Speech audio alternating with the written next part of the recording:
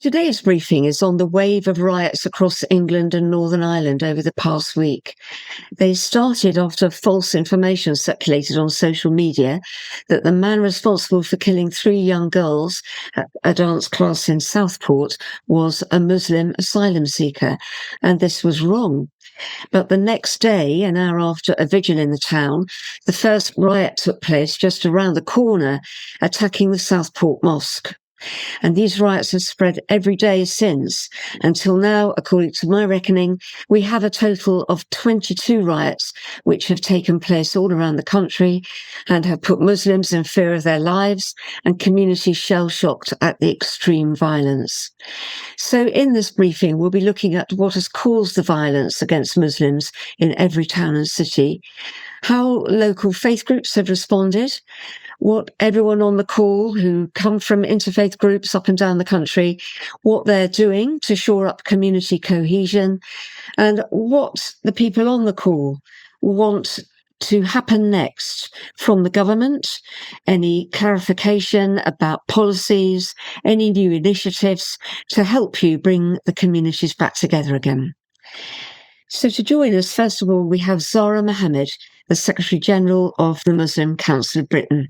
And Zara, your week must have been very busy, a wall-to-wall communication, keeping in touch with communities throughout the country. Just tell us a little bit more about what your work has involved. So literally before I got into this call, I was receiving calls from community groups in Belfast and all over the country.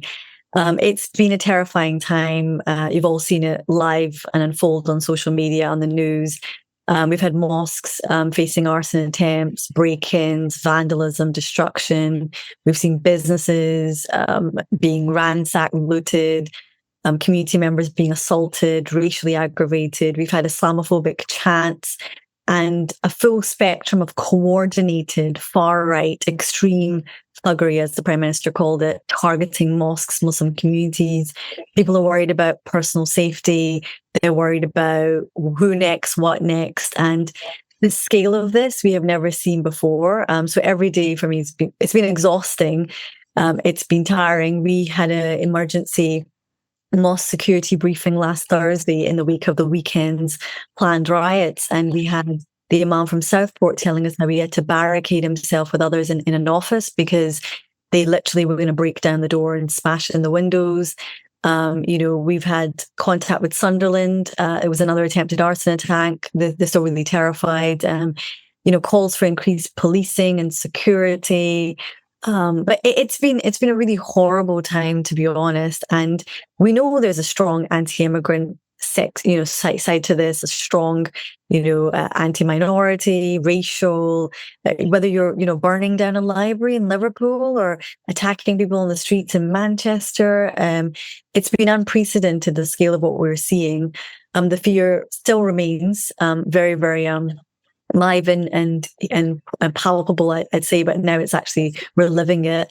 And I think everybody just would really like to see it end. So it's been a very, very busy time, a very difficult time. But I should just say one thing. There's been such an immense outpouring of community.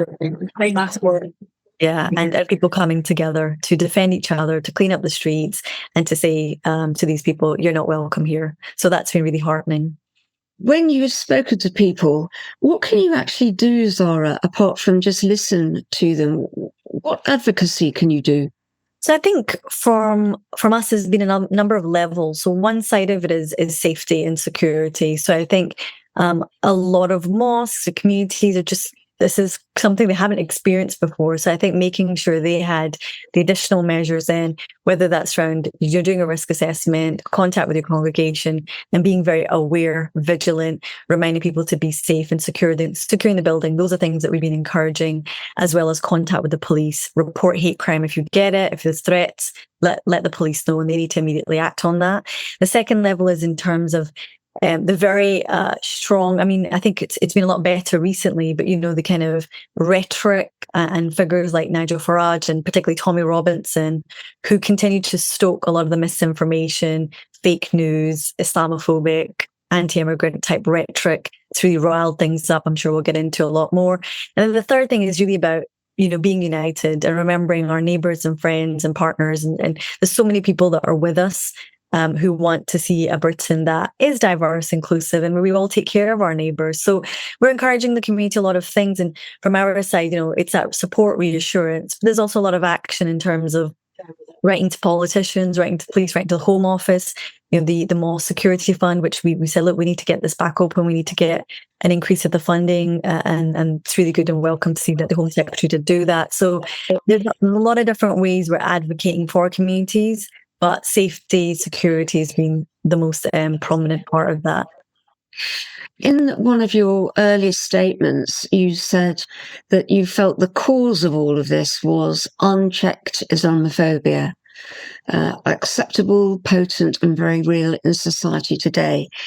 I wonder if you could tell us a little bit more about how perhaps the last government acted in respect of the definition of Islamophobia that may have played into this, or what were the chief influences in society that caused it to rise to such a level?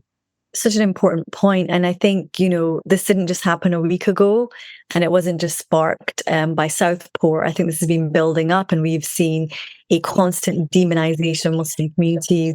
To talk about the previous government, you had the likes of, Suella Braverman, the former Home Secretary, saying that Islamists are taking over. You had Lee Anderson, talking about Sadiq Khan, the Mayor of London, being controlled by Islamists. And even Nuscani, when she was in cabinet, talking about Islamophobic abuse that she'd faced or allegations of Islamophobia. And what we found is that the last government, the task force on tackling Islamophobia, if it was dropped, there's been no work on a definition, not even a proposed one.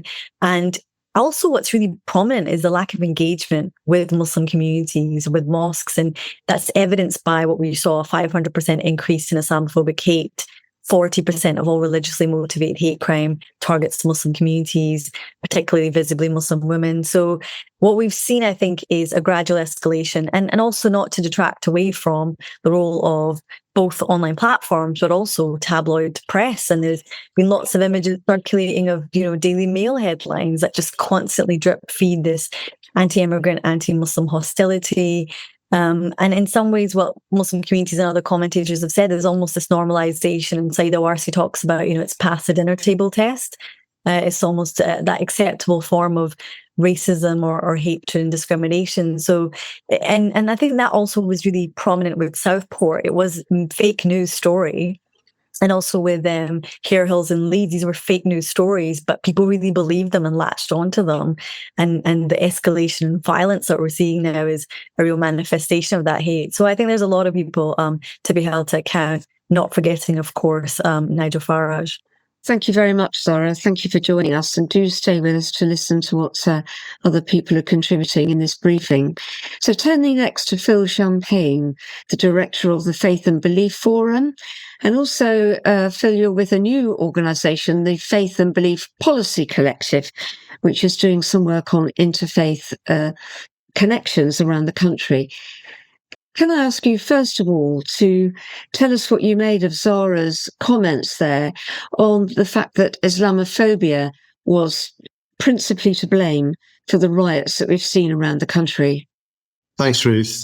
Before I do that, I just wanted to kind of, make sure that we remember the three children that lost their lives, and that kind of was the start of all this. Alice Aguiar, Elsie Stankham, and Baby King.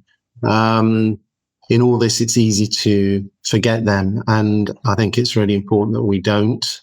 And the pain of the families and the communities that have been affected by that. But moving on, I can only concur with what Zara's been saying. The people that we're talking with, there are others on this group who are also part of the Faith and Belief Policy Collective that released that statement. And so it's very much, the statement is drawn from the experience of a diverse group of people from different faith and belief backgrounds. I think many of them from different minority faiths can empathise with what's happening to the Muslim community at the moment, and mosques being targeted and so on. And I think it's really important also to separate the sort of criminality from the tough and challenging conversations that no doubt have to be had about changes in our community and so on. But I would agree that there has been persistent Islamophobia, and I suppose the talking to people on our staff, people that we work with, particularly those from a younger generation, they're sort of telling me that this is a new thing for them. They don't remember the kind of experiences that their parents had generations ago. But there is this sense that this is some of the it has been sort of fermenting away because it hasn't been addressed, but also there's a sense that this is something that is new in terms of its severity, and it's important to recognize that. I think in terms of what needs to be done, I would say that there's a sort of short-term and a long-term issue here. I would agree with Zara that there's clearly there's an obvious need, and lots of you on this call will be in the middle of the violence and much closer to it than I am, but there's clearly a need to address the security and safety of communities, and to do that fast and to make sure that we're on top of that. In the longer term, I think there is a need to look at cohesion strategy. The last government sort of did have one, but it fizzled away, perhaps with the cuts to local authority budgets. There's a real need for the new government now to think about what their social cohesion strategy is, and to talk with faith and belief groups about how they can feed their understanding of what's needed into that strategy. And it's really important, again, in our statement, the Policy Collective, we're making the point that part of the underlying cause of this is the cuts to the ability of local authorities to provide, the services that they need to survive, to provide, such as youth services that can engage with young people. There's a huge number of young people that have been involved and visible in the recent violence and unrest. So there's a real need to address that capacity at the local authority level and to think about social cohesion strategy and do it in a collaborative way with faith and belief groups. And just the last point, Ruth, just to go back to what you were asking about persistent Islamophobia, I think the other part of this is that there's been a failure to engage with the rise of the far right, and a sort of we've got to kind of recognize that is clearly an issue that we need to engage with, and it's no good thinking that is not there, or that us kind of underestimating that. So that's an important part of the equation, is to recognize the importance of that issue. Thank you. I'd like to go round now to get some stories from all of you who are on the call from your different parts of the country, just to talk about what Zara and Phil have been describing there, and the initial actions that you took when the riots occurred in your town, and then if you could also tell us something about the situation now and new developments, initiatives that may have occurred in the hours since. I wonder if I could just start with Liverpool. And then after Liverpool, I'm going to go to Arazu in Plymouth. Well, we'll start with you, Elizabeth. First of all, there was a statement from the Churches Together in the Merseyside region that was brought out very soon after the events in Southport.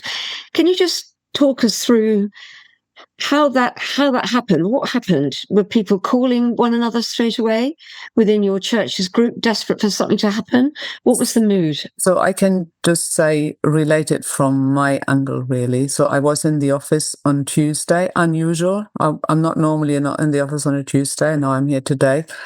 And first thing I got a statement, a proposed statement from one of the church leaders, who said, normally we make statements on behalf of all of us. So he had written a statement, and then that was circulated among the church leaders group who meet regularly anyway, and they know each other really well.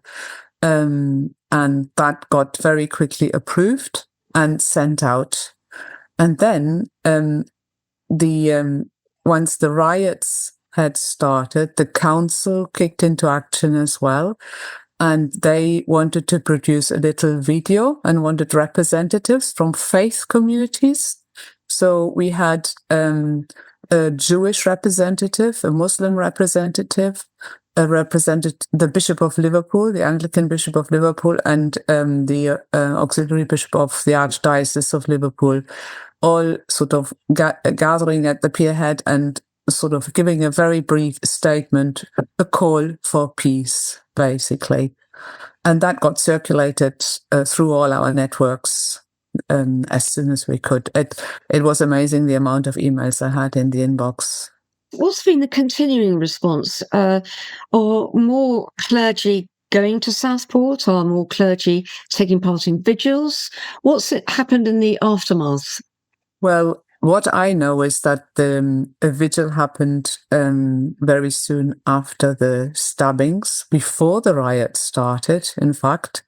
And reportedly, there were many people, and it was very peaceful. It was very recollected, focusing on the victims of the stabbings. And so the bishop of the auxiliary bishop of Liverpool was there, the chair of the Methodist district, they were there. I'm sure the emergency service to support the people, basically.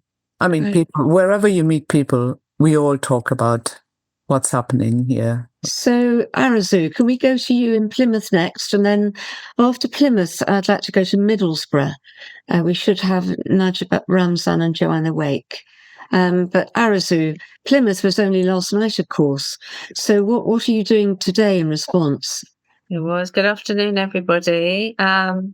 Yes, Plymouth was last night. Sadly, it wasn't a total peaceful event. I actually wasn't there myself, but by all accounts, there were about 1,000 people who were there, and the police were managed to control the situation. Plymouth is quite unique, really, because it has, for some time now, had some fantastic, unique projects that has sort of under the radar been doing some fantastic community building work here in the city. And yesterday and today, myself personally, together with Plymouth City Councillors, police diversity team, members of organisations who are supporting these fantastic, unique activities, are all in contact and trying to be supportive to anyone that may have been affected. I haven't heard any concerning stories personally. I have reached out and I've not heard anything that concerns me. I'm meeting with a Plymouth City Councillor after this Zoom meeting to talk about how we can all work together to further support members of the community should they need it. So there's some fantastic dialogue going on here. And obviously what happened yesterday, the people in the city don't really see it as a reflection of how Plymouth feels. I think it's more felt that Plymouth, like some other cities, has been hijacked to drive through a certain point. But myself, on behalf of Plymouth Centre for Faith and Cultural Diversity, Plymouth Council of Faith, I'm talking to Devon Faith and Belief Forum, and two statements jointly are going to be submitted. Thanks, Arazu. Can we go to Middlesbrough? Is Joanna Wake there? Tell us something about your experience of what happened? I think your experience is the day after the riots in Middlesbrough.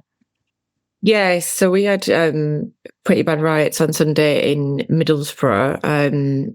I was not there on the evening, but the amount of damage was phenomenal to houses, to businesses, to cars, violence towards police as well.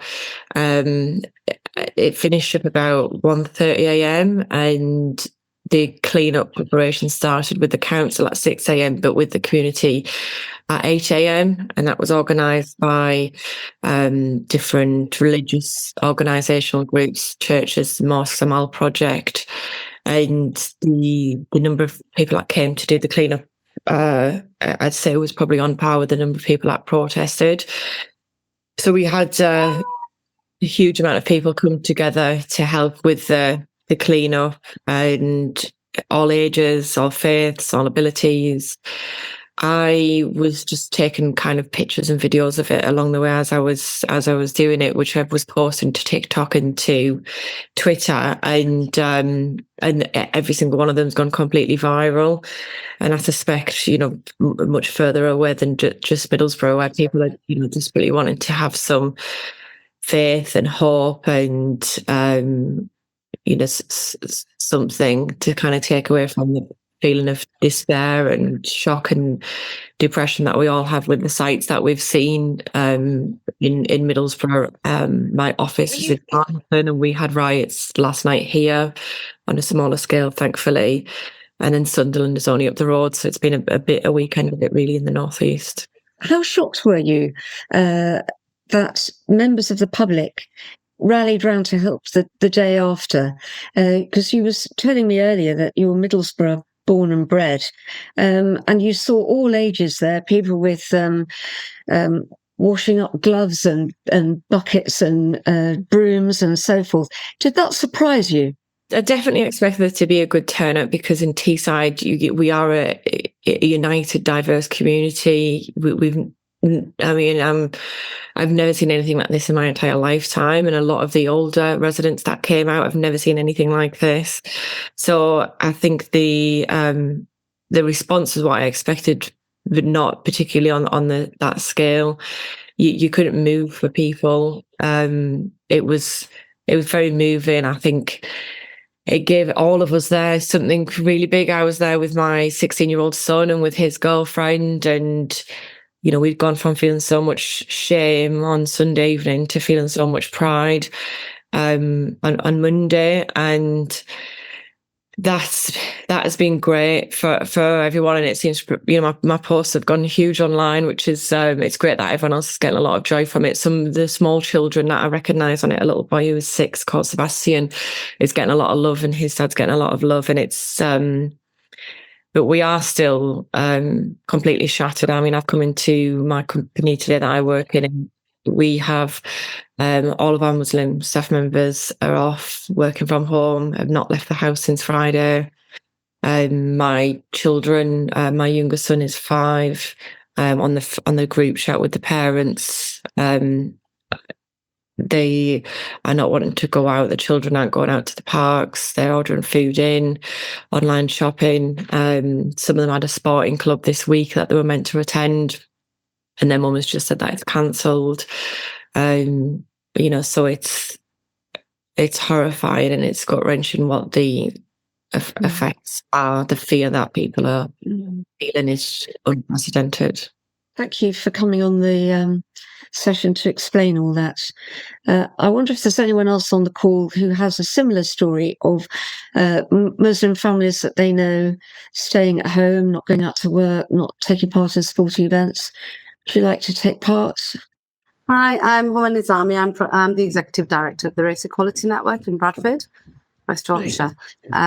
So we haven't witnessed any of the terrorist activity that's been that we've witnessed on the streets across the UK. However, we are acting with caution, because there was lots of misinformation amongst our community yesterday that the far right were going to come to Bradford, and we then acted really quickly in working directly with the police and the council to counter any misinformation that was spreading on social media platforms, which we all know spread like wildfire, especially amongst the youth. So as an organisation, we represent over 80 grassroots organisations that work with ethnic minority communities across our district. And it's really important that we have a collective response to these incidents that we are witnessing, and really working closely with the police and the council to make sure that measures are in place to prevent any such activity taking place or entering our borders. So there's a lot of scaremongering. I know that communities, especially the Muslim community in our district, is really fearful at the moment. They're really scared. They're really uncertain and unsure as to what's going to happen. We've had so many messages that have been circulating on social media just to create that fear that the far right will be entering our district. So we've had a meeting this morning with our members and partners who have all really echoed the sentiments of other colleagues on the call today around that fear and insecurity at the moment especially amongst the Muslim community. I know that the Council of Mosques has issued their own statement and some guidance around safety as to how the madrasas and the mosques can support their community.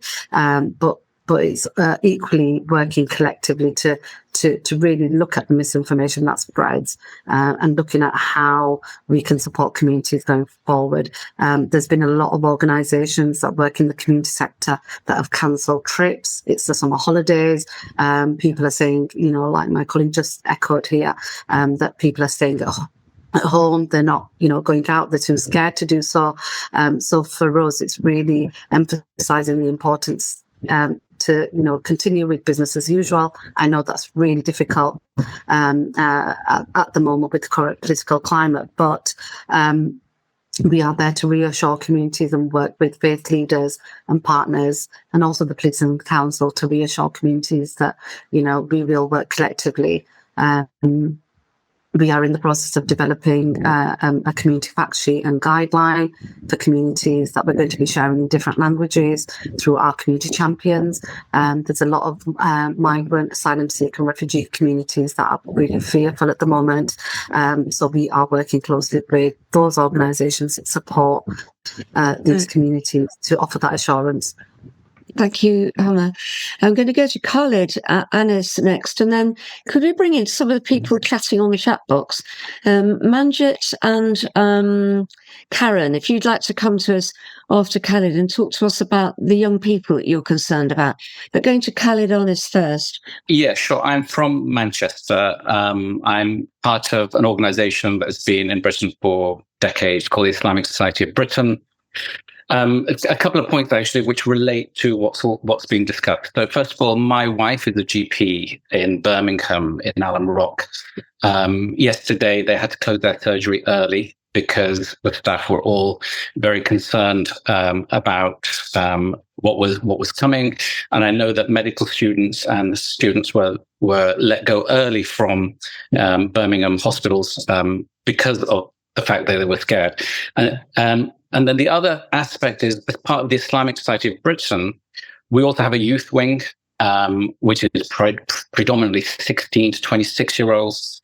And so we're getting a lot of feedback from them. They're very scared. I mean, they're really, it's impacting them a lot. They're looking for advice. They're looking for help. They're looking for support. So we are developing some kind of supporting networks for them just to kind of keep them, just allow a little bit of cushioning for them and a little bit of understanding of how to navigate this, because of course they're seeing something like this for the very first time. And one last thing that I will mention, one initiative that we are looking at is to try and put people in the same room together. So we're looking at perhaps getting representatives from the Muslim community, representatives from the people who are protesting, not necessarily the ones who are just there for a fight, but actually the people who are there who feel that they have real kind of angst. And we want to put them around a table with some tea, with some biscuits, and to humanize the other, and to actually kind of, across a table, in a cafe, wherever, to kind of see face to face, share your problems, share your thoughts, and, actually make eye contact with one another. And I think that is, it's something that we're hoping to develop and hoping to put into we'll try it maybe in Manchester or Birmingham to begin with, and see what impact that might have. Thank you, Khaled. Can we turn to Manjit and also to Karen Crossall? Could you open your mics if you want to take part here, and just tell us what you've been talking about in the chat box about your concerns for the way that young people have been affected by this, picking up what Khaled's just been saying. Manjit, can I go to you first? Hello. I don't want to say anything, to be quite honest, because I think I might be jinxing it. Touch wood, we haven't had any issues in Coventry. But some of it might be to do with the work we've been doing for quite a long time, and hopefully it's coming to fruition.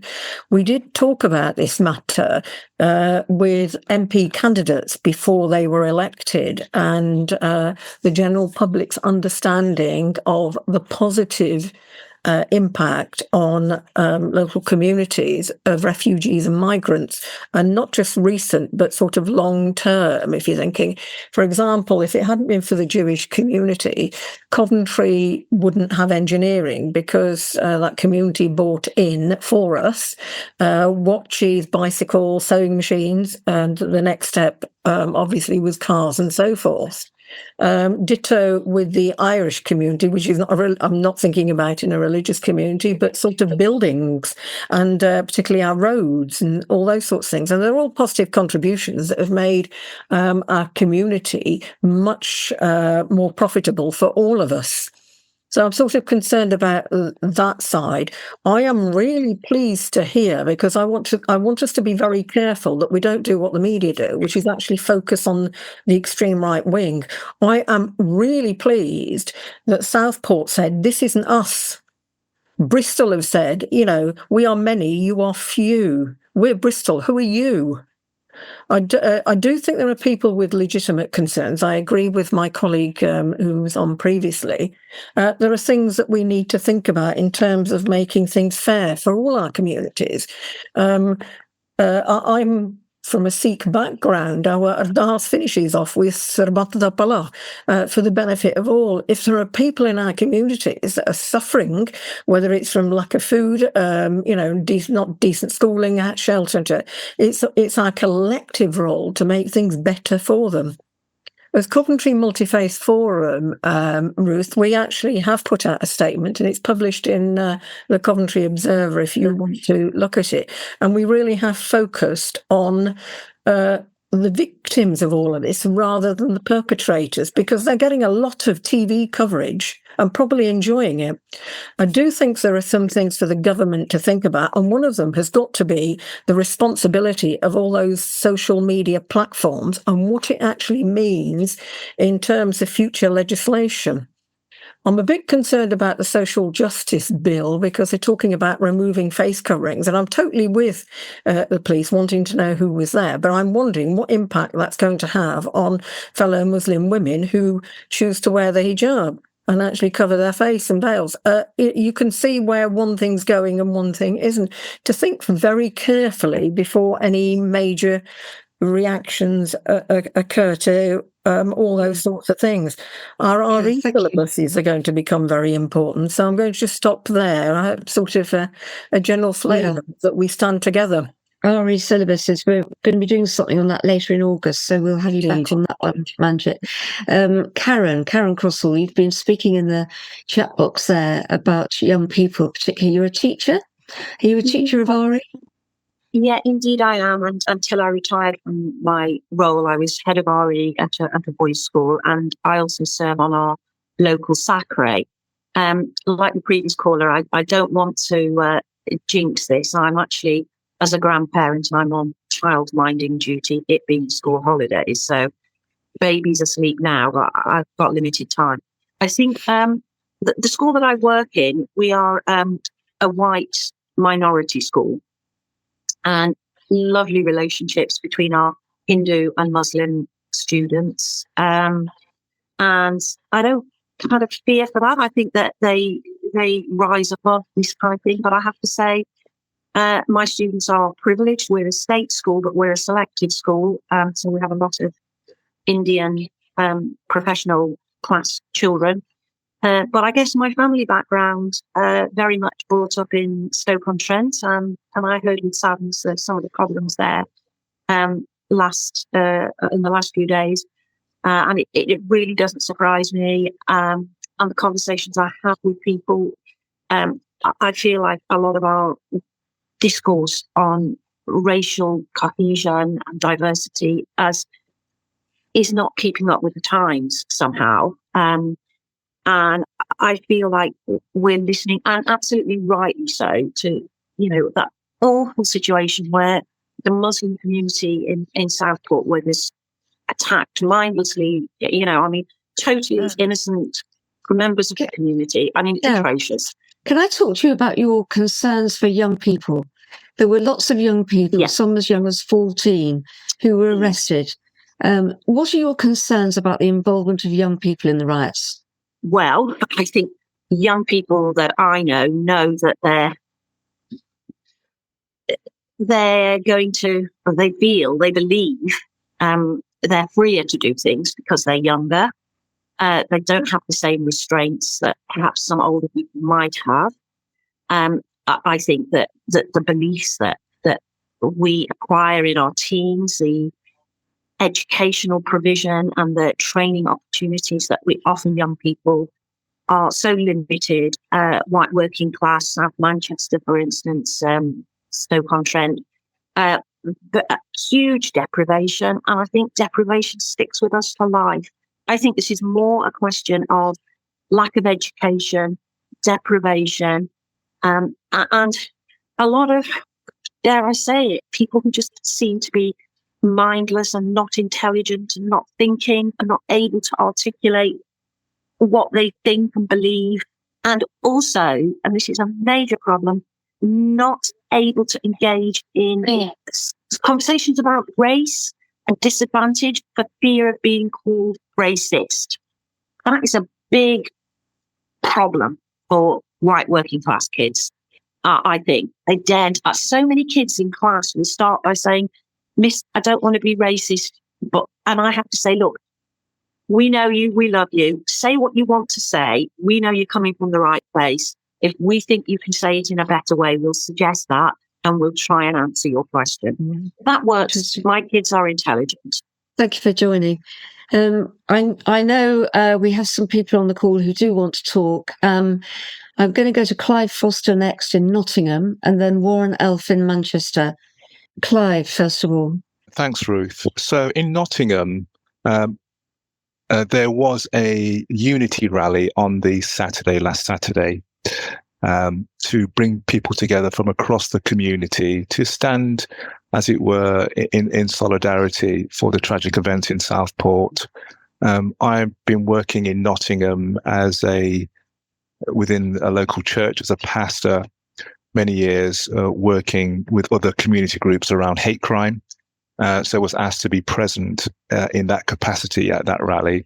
I have to say that the rally was well turned out from people from across Nottingham.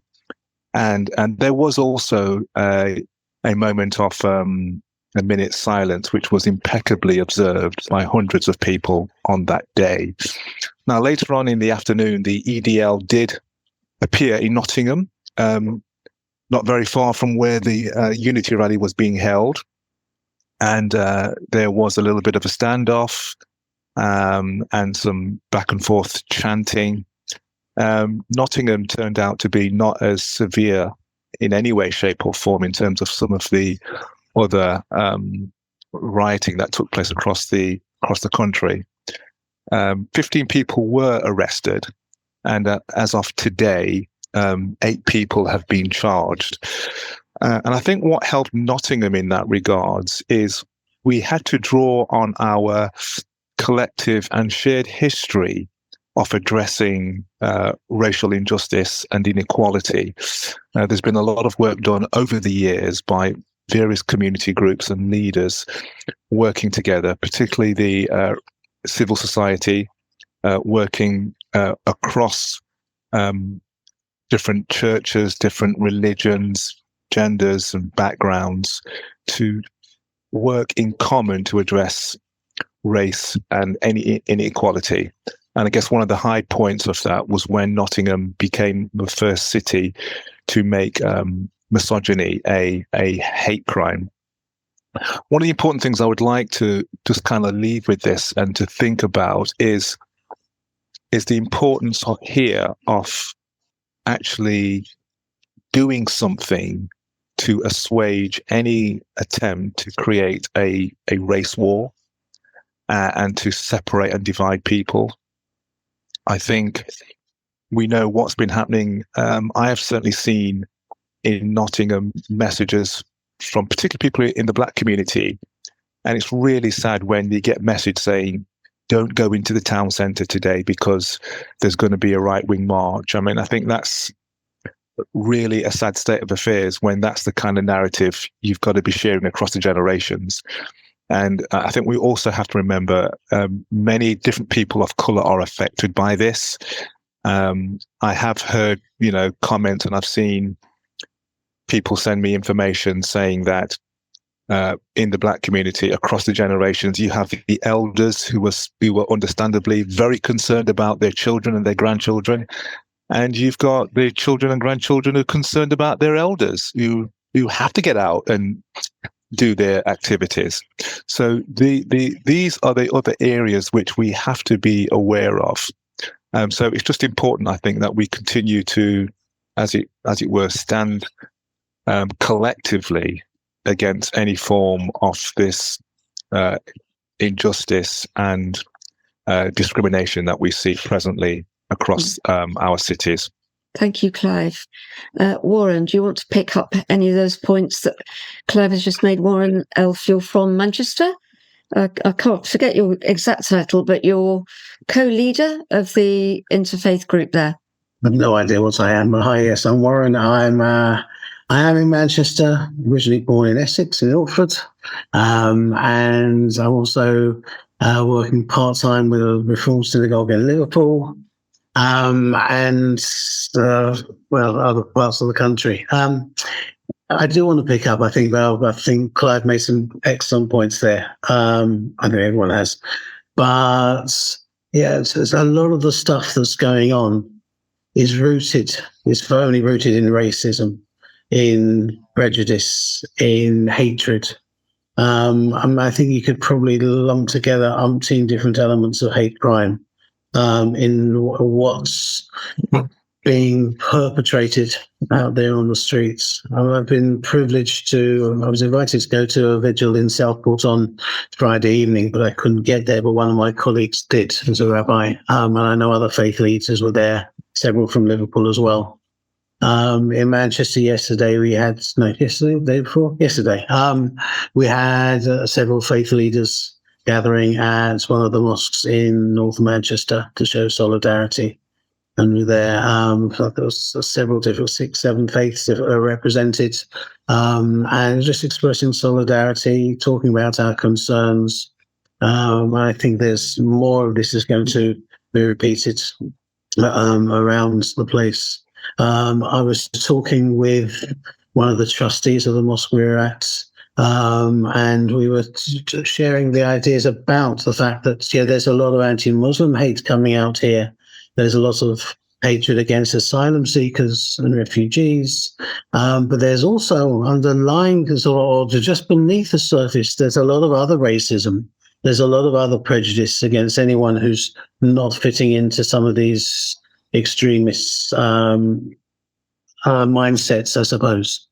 And I'm trying to keep this short. I think one of the things that occurs to me, in addition to the fact that whichever one group is being targeted, the rest of us are right in there in the mix behind. It almost reminds me of what Pastor Niemöller said, about the Holocaust. First they came for the Jews, and I was not a Jew, etc., etc. But I've been thinking the last couple of days what happened in Southport last week feels a lot like Kristallnacht. Whereas some incident happened, well, it happened to be in Paris, in the German embassy, and it was used as an excuse to create a whole load of riots and pogroms. And it was just something, they were waiting to create those. They were there, ready and waiting. I have no doubt that the criminality and the violence and the thuggery that has been perpetrated on our streets across our cities was waiting to happen. And the fact that Tommy Robinson is on a sun lounger sending all sorts of social media messages in Cyprus, yeah, it almost sums it up. It's like he's a mastermind in many ways of just generating some of these things. And yeah, sort of slightly different, Nigel Farage and others. There are so many people who are perpetrating hate, and we need to be able to do something and combat that. And the best way we can do it, I think, is to continue standing together, showing solidarity with each other, responding to any incidents of racism, anti-asylum seeker violence, anti-Muslim hate, anti-Semitism, anti-Asian, etc. We have to be in this together. We have to show that we really care about each other and our communities, and that the values that these violence incidents, these extremists and these attacks are showing are not our values. We have sort of much higher ideals and values, and we share this and want to make our world a much more peaceful and harmonious and cohesive place. I know that we're not going to be able to get to everyone on the call, but I think we should start closing up now in the last 5 minutes and pick up that the positive messages that you had there, Warren, about what should happen next and what people can do. And I wonder if I could go to Jagbir, Juti Johal, and Laura Marks, if you're still there, and just ask you to give us some thoughts as we close this session, having heard everything that you've heard, on what can be practically done now to support each other in the group, and to turn the boat round, if you like, in society. Perhaps I'll start with Jagbir and then go to you, Laura, if I may. Hi. So I'm Jagbir Joel. I think for me, listening to the experiences of the Muslim community and the stories of the fear that they experienced with the initial riots and everything, and demonstrations, highlights the important fact of how we have to reach out across to one another. And I think over the last few days, we've seen that where communities have shown unity, have shown that common humanity in coming together to help clean up, but also to help. I was just reading a little bit earlier about how the community came together to clean the cemetery that had been attacked, the Muslim cemetery that had been attacked. So I think one of the most important things is we have to support each other. We need to have that constant conversation going, to just learn from one another, but also to kind of support. But I was very interested with the comment about from the teacher about how we need to really equip our young people to have those critical conversations and to have those difficult conversations without that sense of fear. And I think that's also true for us adults as well. How do we engage in these difficult topics so that we can understand each other's views, but and voice our concerns without being vilified, etc., or silencing ourselves? So I think those are some of the common things that I have taken away from this today. Thank you. And Laura Marks. A few things. First of all, women. So there's a lot of men out on our streets, very few women out on our streets.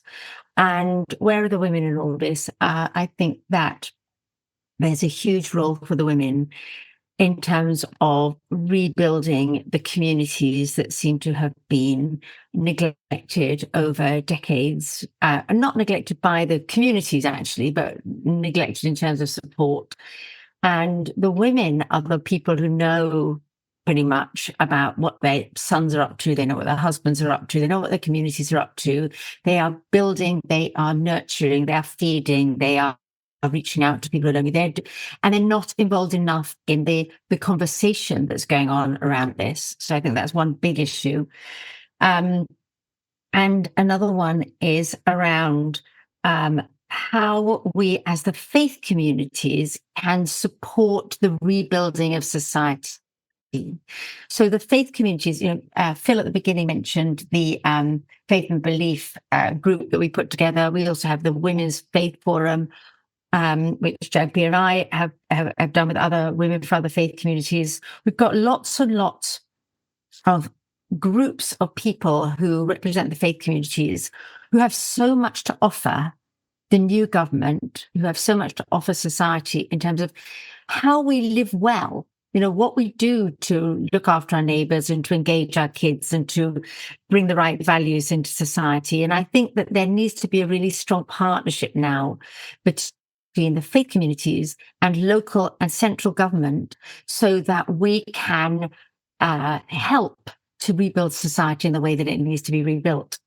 Thank you. And thank you, everyone, for sparing the time to join the conversation today. Do join us again.